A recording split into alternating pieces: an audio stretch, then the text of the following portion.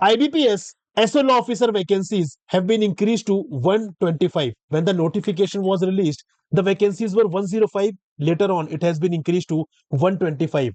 तो किस बैंक ने यहां पर वैकेंसी बढ़ाई है? Number first. नंबर सेकंड, इस इंक्रीज वैकेंसी के लिए आपके मायने क्या है? क्या यहां पर सिलेक्शन इजियर हो जाएगा? क्या यहां पर कट ऑफ कम रहने वाला है? प्रिपरेशन स्ट्रेटेजी क्या रह सकती है? इन सारे एस्पेक्ट्स को इस वीडियो में हम कवर करेंगे। बट स्टार्ट करने से पहले वन वेरी इंपॉर्टेंट थिंग, अगर अभी तक आपने हमारा YouTube चैनल सब्सक्राइब नहीं किया है, so please do subscribe it. यहाँ पर रेगुलर बेसिस पर हम बहुत इंपॉर्टेंट वीडियोस लेकर आते हैं, क्योंकि यहाँ पर हम लॉ से रिलेटेड सारी बातें करते हैं। तो चलिए स्टार्ट करते हैं डिस्कशन गाइस। सबसे पहले देखते हैं कि नंबर ऑफ वैकेंसीज पहले कितनी थी।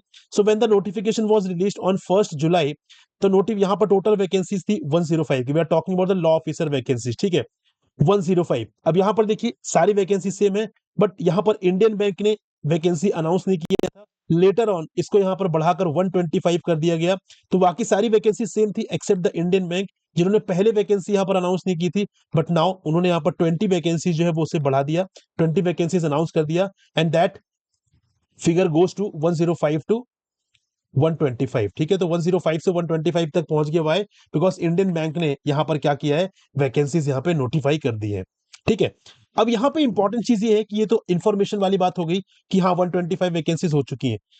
द थिंग इसकी यहां पर आपके लिए इसका सिग्निफिकेंस क्या है, इसका आपके लिए मतलब क्या है, वो बहुत इंपॉर्टेंट है। The very first question is, does 125 vacancies mean easier selection?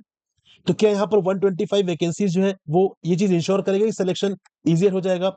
देखिए यहाँ पर जब नंबर ऑफ वैकेंसीज ज्यादा होती है तो यस प्रोबेबिलिटी ऑब्वियसली ज्यादा हो जाती है, ठीक है, लेकिन इसका ये मतलब नहीं है कि आपको यहाँ पर हार्डवर्क नहीं करना है, आपको यहाँ पर एफर्ट नहीं लगाने हैं। वो तो आपको डेफिनेटली करना ही होगा।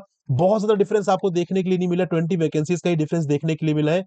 कहीं ना कहीं ये चीज डेफिनेटली इंश्योर होगी कि यहाँ सिलेक्शन थोड़ा सा कंपैरेटिवली इजियर होगा, बट इसका ये मतलब नहीं कि आप एफर्ट ना लगाएं। एफर्ट आपको उतना ही लगाना पड़ेगा, मेहनत आपको उतनी ही करनी पड़ेगी, तब जाकर आप अपना सिलेक्शन जो है इंश्योर कर सकते हैं। Second very important aspect is, क्या कट ऑफ लोअर रह सकता है क्योंकि यहाँ पर नंबर ऑफ वैकेंसीज बढ़ गई हैं? देखिए कट ऑफ जो है ना, मोस्टली यहाँ दो इंपॉर्टेंट फैक्टर्स पर डिपेंड करता है। नंबर फर्स्ट इज कि एग्जाम का डिफिकल्टी लेवल क्या है, right? What is the difficulty level of the exam, right? और यहां पर कितने नंबर ऑफ सीरियस स्टूडेंट्स हैं, ठीक है, नंबर ऑफ सीरियस स्टूडेंट्स कितने हैं?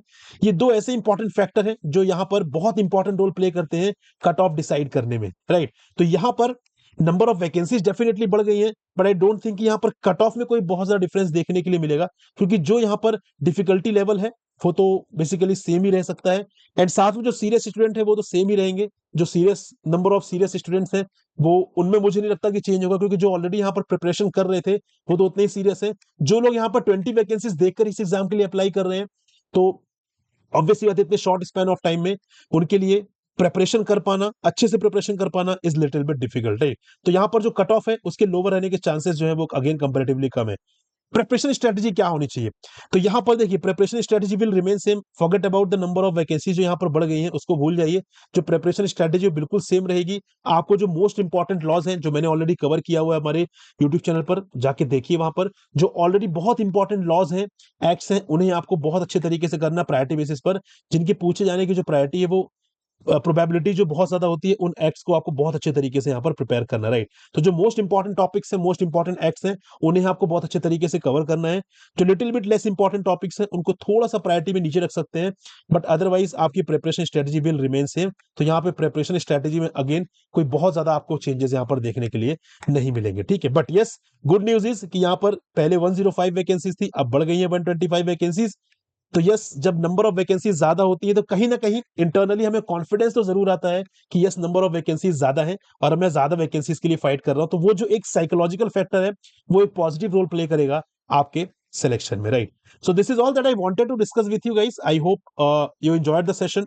अगर अभी तक आपने हमारे यूट्यूब चैनल को सब्सक्राइब नहीं किया, उसको प्लीज सब्सक्राइब कर लीजिए ऐसी रेगुलर इंफॉर्मेशन के लिए। साथ में टेलीग्राम चैनल भी ज्वाइन कर लीजिए, यहाँ पर आपको रेगुलर अपडेट्स मिलेंगे, पीडीएफ भी मिलेंगी। और अगर आप डायरेक्टली मुझसे कनेक्ट करना चाहते हैं with respect to any of the legal examination, आप इस नंबर पर मुझसे कनेक्ट कर सकते हैं थ्रू द व्हाट्सएप और through the call itself, right? So this is all, thank you very much, will meet in another important video. तब तक के लिए जय हिंद गाइस।